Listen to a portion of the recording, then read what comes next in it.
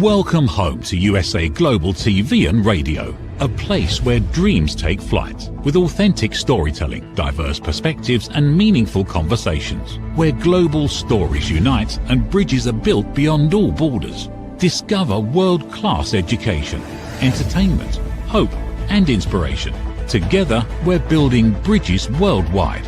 Subscribe to our channel, USA Global TV. Download our app, USA Global TV. Be our guest or join our team. Visit usaglobaltv.com. Thanks to our founder and executive producer, Dr. Jacqueline Kerbeck. Music score by Yeffy Tang from Cloud Road Music. Voiceover artist Mike Porter. Creative direction by Paul Garcia. USA Global TV and Radio, your home for global connection. All rights reserved. This video and its contents are the exclusive property of USA Global TV and Radio. Unauthorized use, duplication or redistribution in any form is strictly prohibited. Good morning, good afternoon, good evening, and welcome home to USA Global TV and Radio. It's my absolute delight on today's show to be joined by the fabulous Dr. Taryn Fletcher. But before she comes out, let me share a little bit more about Dr. Taryn with you. She's a coach, a best-selling author, an educator, and she's on a mission to empower 1 million change makers, executives and entrepreneurs to lead with clarity, confidence and impact. Dr. Taryn spent 2 decades transforming failing school systems and winning awards for her leadership. So she knows what it feels like to reach the top and still be held hostage by red tape, bureaucracy and barrier after barrier. Today, she helps closet change makers pivot into their most meaningful work through her Pivot Accelerator program. And she's reached millions of readers and viewers through national publications and media like the 74, Smart Brief and the Hitchington Report, where she's helped audience solve complex problems within their organizations and their lives. Dr. Taryn is a proud mum of 3, a TEDx speaker, and a lifelong believer in the power of taking bold, intentional action every day. Dr. Taryn, please come and join us. It's such a delight to have you here. Hello, how are you? Oh, I'm so good. I'm so looking forward to having you on this show, as I so enjoyed having you on my show. But it's just lovely to see you again. How are you? I am doing really well. I'm so happy that 2025 is behind me and I'm in 2026. I don't know who else feels like that, but I'm feeling really good. So thank you for having me here. Oh, it's a pleasure. And I so feel that. I think I don't know, there feels like a new energy, and we're about to head into even more energy, aren't we, as we move into the next period. And I think it brings with it that excitement for what next. But you've already done so much. Can you bring that to life for us a little bit more? Well, I mean, yes, I think we collectively, right, have done a lot. But, you know, I find that I like to call myself the pivot queen, and I kind of gave myself that name, but other people can confirm.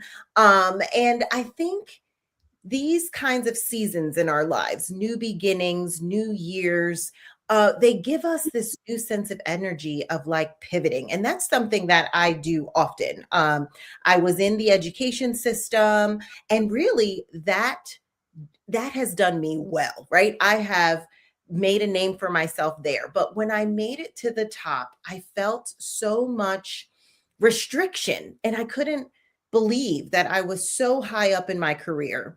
It was almost like I reached a peak, but at that peak, I felt the most restriction on being able to lead the way that I wanted to lead. And so it led me to a new path of entrepreneurship. And the way I got into entrepreneurship was from a challenge in my life. I found out that my son in utero, we found out that he had been diagnosed with Down syndrome. And although I was in the education system, sat in hundreds of IEP meetings where we were planning for children and families with special needs, once that information hit my doorstep, that was totally different. I almost couldn't even think about how my life would look now, a mom of 3 with now a child with special needs. And so, but that moment in my life allowed me to rethink purpose and make a new pivot and let go of the energy and the mindset and the perfectionism that I had in my life to really enter in a world of purpose, of pivoting often, of change and transformation. And so I'm just in love with what's happening in my world right now. Oh, I love that. And your energy shows. I mean, you kind of exude that enthusiasm and that purpose. I think I mean, you said the word purpose, and I think that sums it up so beautifully. Is sometimes we get lost in the doing and we forget the why we're doing it. And I think when we have those moments in our life that force us to revisit purpose, they can feel very hard, but they're usually a platform for growth, aren't they?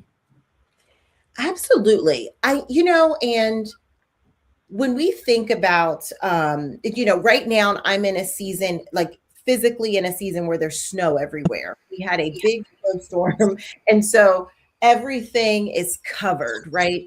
And that can feel like, right? The metaphor I'm seeking in my mind right now is that sometimes in life we can feel very like drowned out, very covered, burdened, like we're carrying the weight of the world. And I know that really well.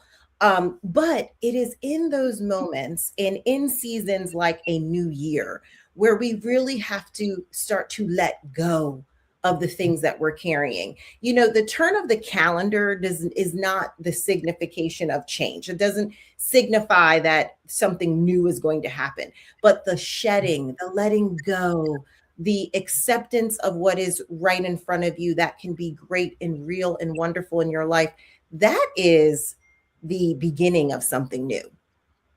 I love that. I love that. It's so true, isn't it? Because we do sometimes have to intentionally put things down and say, actually, I don't need to carry you anymore. Yes. Now is the time that I can leave that and I can move forward. But that's easy to say and hard to do. So the people listening and watching, how do you start that journey into knowing what it is that you can start to let go of? Yes. Well, I read that psychologists call this cognitive closure, right? And this is this conscious act of releasing what no longer deserves your energy, releasing things that no longer serve you. But the question is, how? How do we do that, right? And for most of the clients that I work with, they want some practical action steps. They want something that is like, okay, I'm not so woo-woo like you, but I want to get there. I'll get there. What's the practical thing? And so right before we even got on this recording, I was looking at my calendar, right? And I think doing something practical, like thinking about your week, 1 week at a time or 2 weeks at a time, is a great way to kind of think about letting go. And so I plan my week very differently than most people that would be in the CEO world or in the executive space. I start my week by putting all my workouts and my fun things on the calendar first.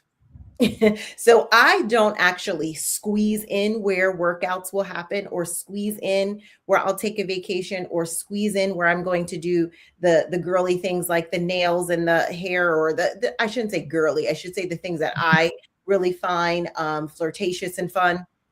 I do those things first. I plan them where I want the energy to be high. So my workouts are in the morning at 9 a.m. as opposed to a meeting.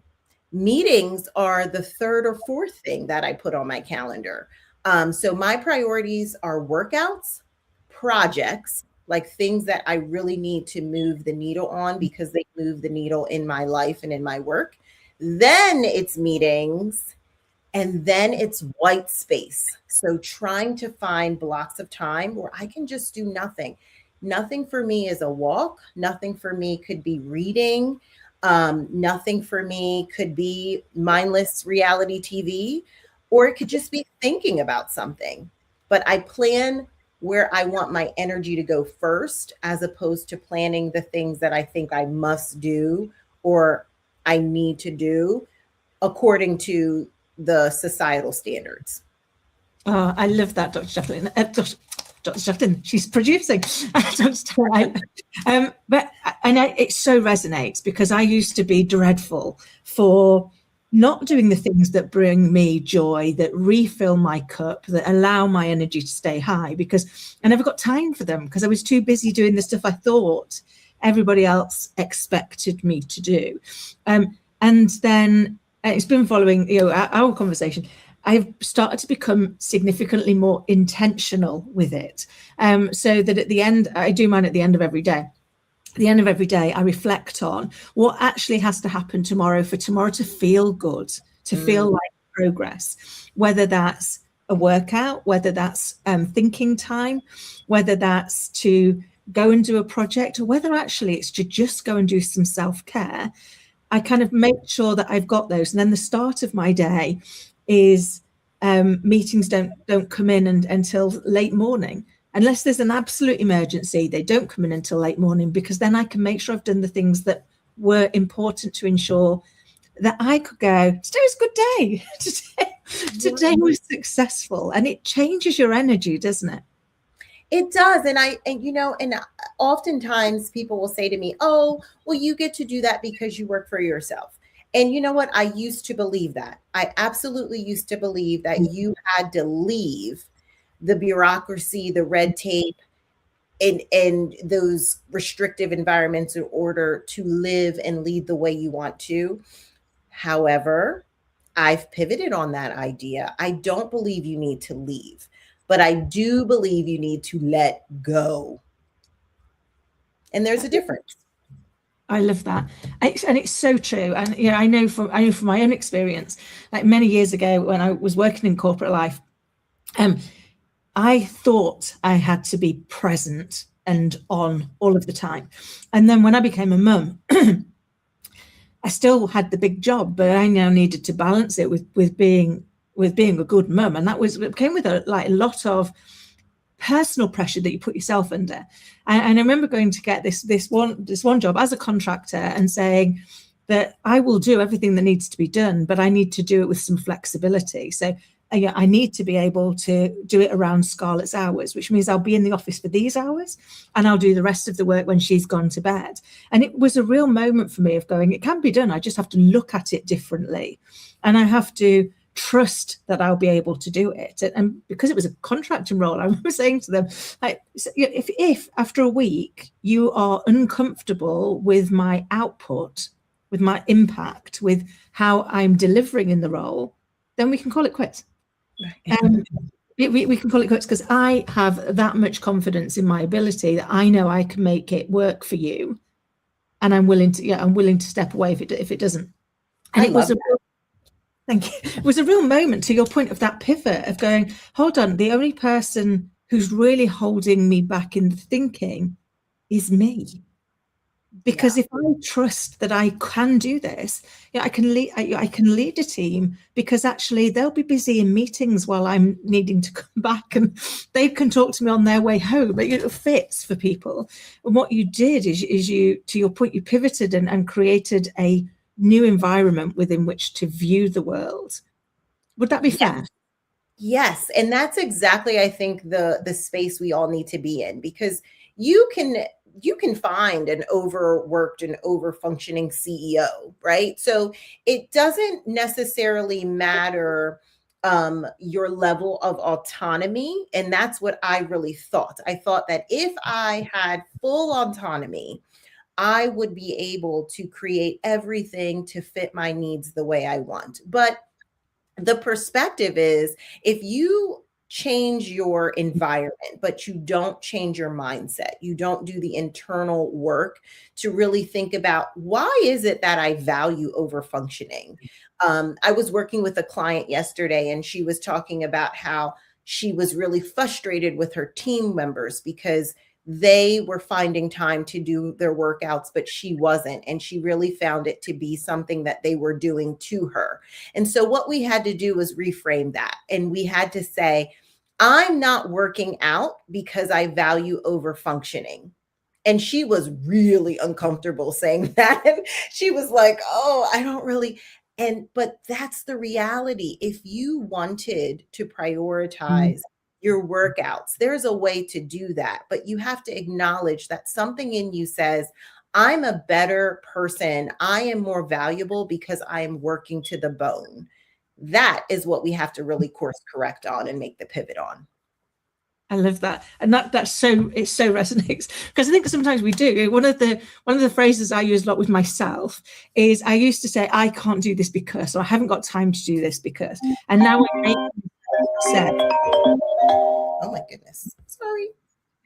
So now I make myself look at myself in the mirror and say, restate that statement with, it's not important to me, because that's my reality.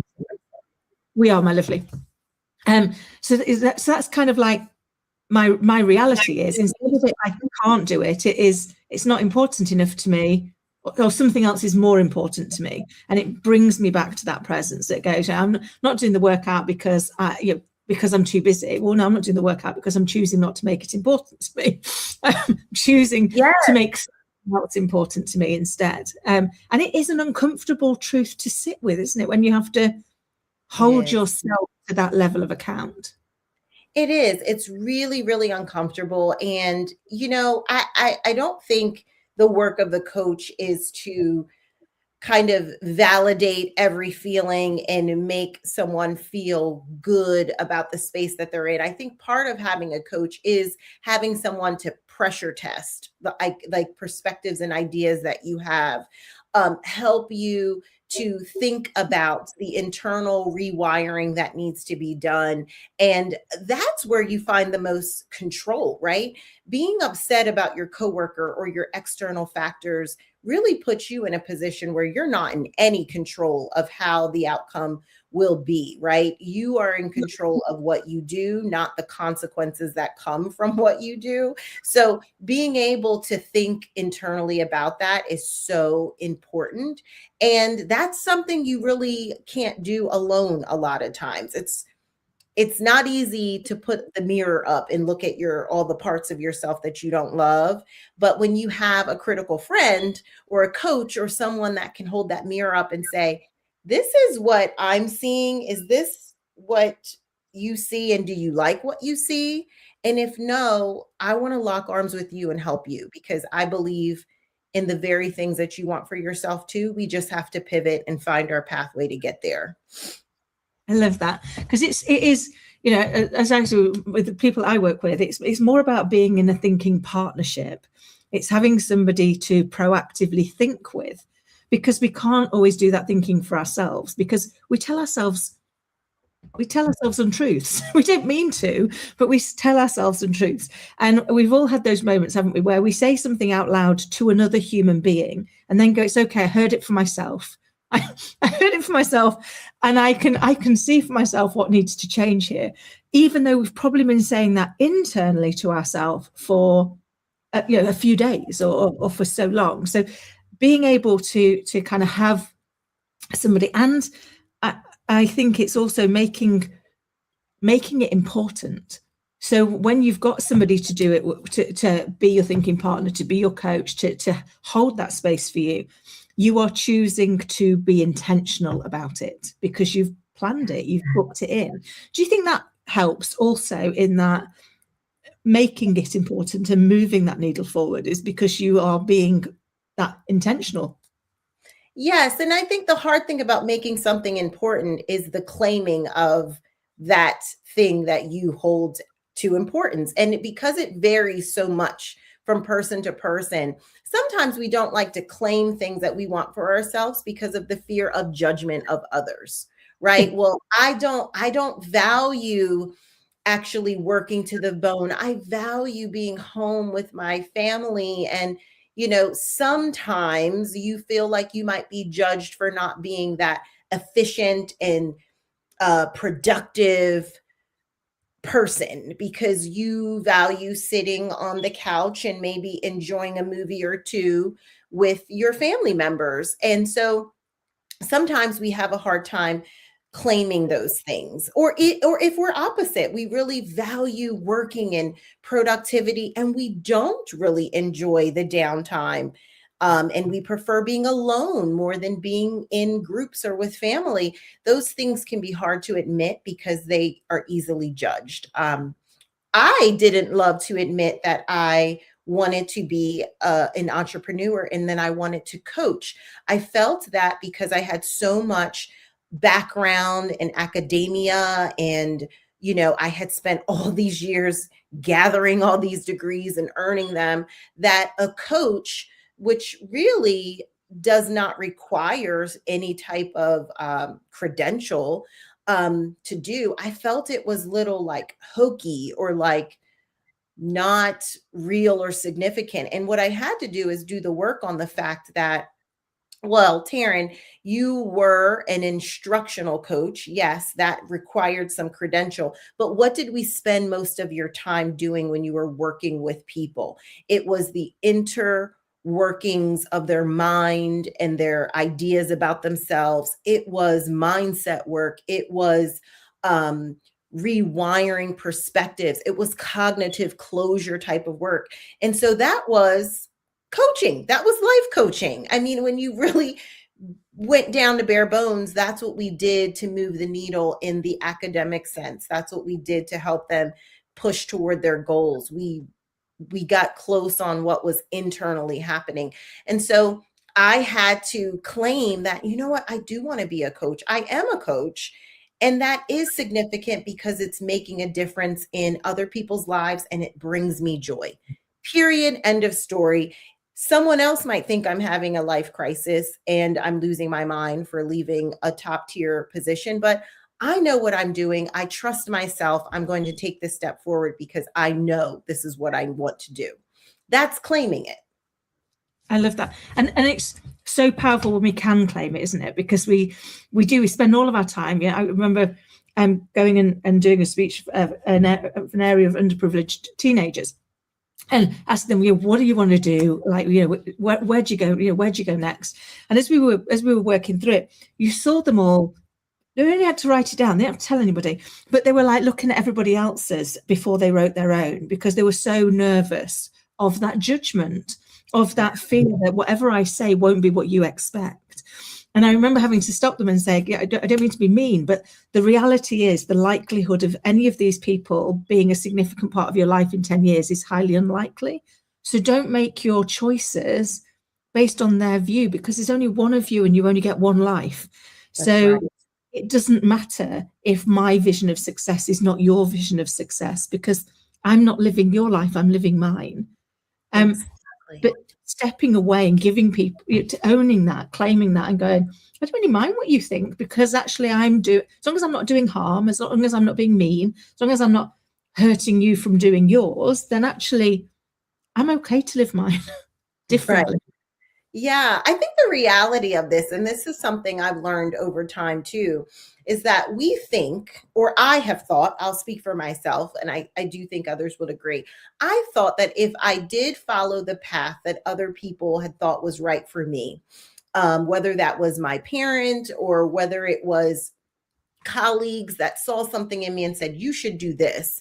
I thought that if I did it the way that it was prescribed to me, that the plan would work, it would be flawless, everyone would be happy.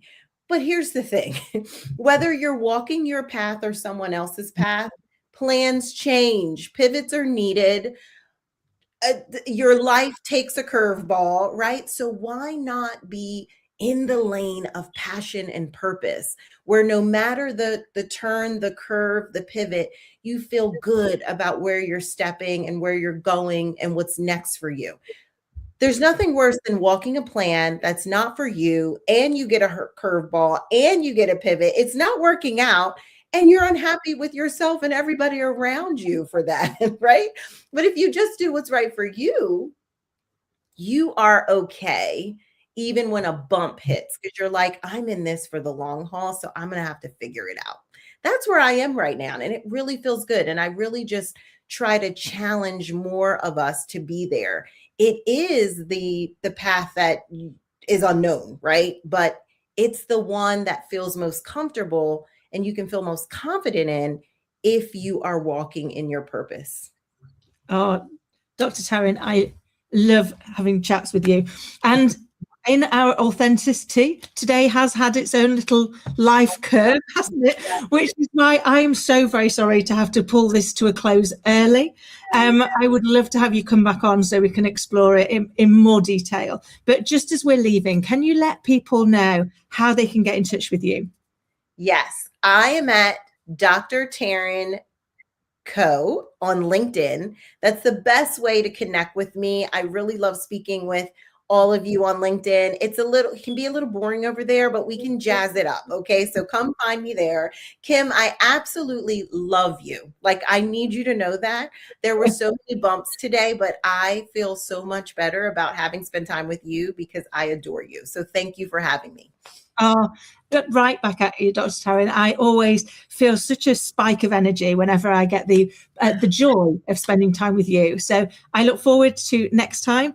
Thank you so much for coming on and sharing your insight and your advice to help us to step up and own the life that we want to lead.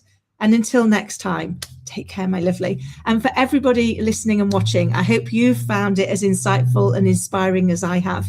And until next time, please take care.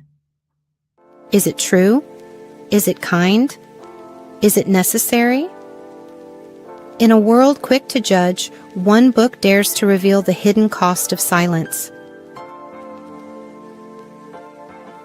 Discover holy but harmful, the silent sin of judgment, how hidden judgments destroy relationships and damage lives, by Dr. Jacqueline Kerbeck.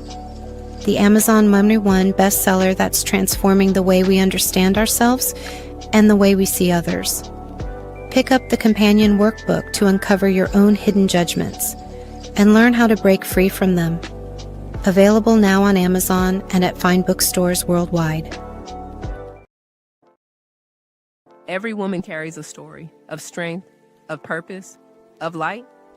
Through her courage, the world is transformed.